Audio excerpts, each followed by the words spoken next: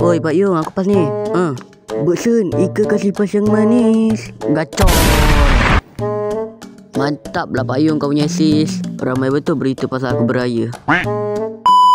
Lagi.